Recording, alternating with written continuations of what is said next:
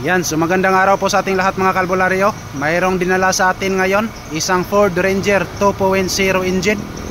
Yan, so ito po ay 2019 model. At kita naman natin yung mga gulong dito ay parang umang. So dinala dito sa may-ari sa atin kasi yung alternator niya ay hindi na raw nag-function, o hindi na raw siya mag-charge. So ang ginawa nila ay nagpalit sila ng bagong alternator, yung buong alternator talaga. At silipin natin dito. Ayan o.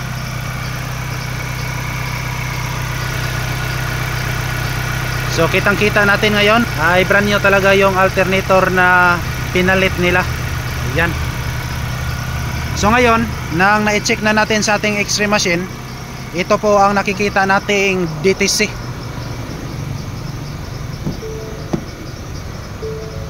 Ayan o. Naka-indicate po dito ay B1313.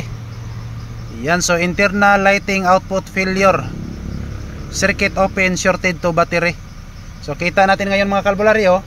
At syempre nang silipin natin dito sa panel board, charging system service now. So in short speaking ay mayroon talagang problema. So tingnan lang muna natin doon sa ating multi-tester para makita natin kung ilan lang po ang charging output nito. So ayan po mga kalbularyo, kita naman natin naka 11.81 lang po. So ibig sabihin ay hindi po nagcha-charge ang alternator natin ngayon. So ngayon ang next step na gagawin natin dito ay i-check po natin yung mga junction dito from battery to alternator. At titingnan na lang natin mamaya kung ano ang makikita natin na mga problema nito. Alright, here we go. So ito na po ang ginawa namin. Na-check lang po namin yung mga junction dito. Yan, pati yung lahat na fuses, at wala naman tayong nakikita na problema dito.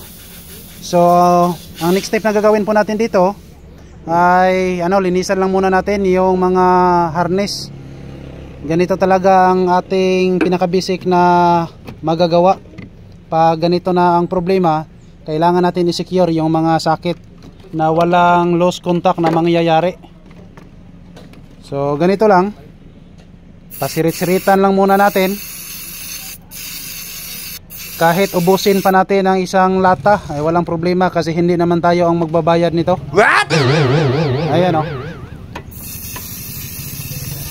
Ayan. So kailangan po mga kalbularyo ay check po natin yung mga terminal mismo ng battery. At kailangan na mahigpitan, walang mga posibleng lost contact dito po sa mismong battery.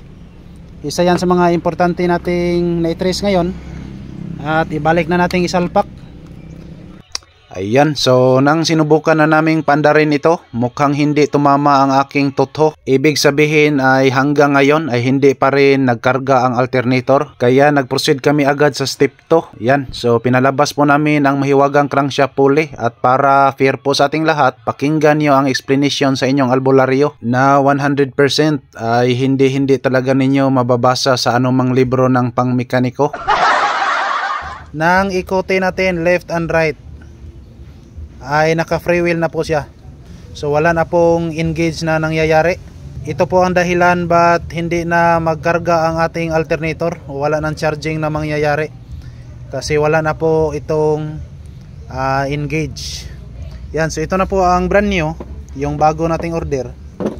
Nang ikutin natin pa kanan, ayan o, umiikot naman siya. So nang i-reverse natin pa kaliwa, mag-engage siya, so hindi natin maikot. So ngayon, nang titingnan na natin dito sa makina, yung starter kung pansin nyo ay andito sa kanan at pa-direksyon doon. Ngayon ang mangyayari, pag mag-start na yung makina, iikot siya ng counterclockwise. Kaya pagdating dito ay mag-engage na po ito.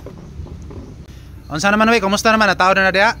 Oo, natawad na. Magrang siya puli. Okay, so yan po mga kalbularyo. Pansin naman ninyo ngayon na naggabihan na sa Midiring Dapita dahil sa malakas na ulan kanina. So ngayon, overtime na naman tayo. Tingnan na lang natin kung uubra ba ang ating tagna-tagna Diring Dapita. Kasi dati kung naalala pa ninyo, ang charging output voltage lang po nito ay naka 11 point something lang po. So ngayon, pandarin natin ang makina at mag-observe po tayo.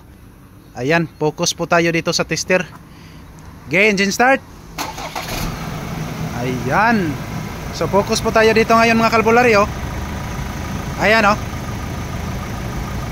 Yan, so aabot na po siya ng 14.40 volts. So ibig sabihin ay nag-charge na po ang ating alternator. Yan, so confirm po 14.37, 14 point something. Yan. So ganun lang po ang ating ginagawa. Nagpalit lang po tayo ng crankshaft pulley. So ngayon titingnan natin doon sa panel board kung mayroon pa bang battery system check.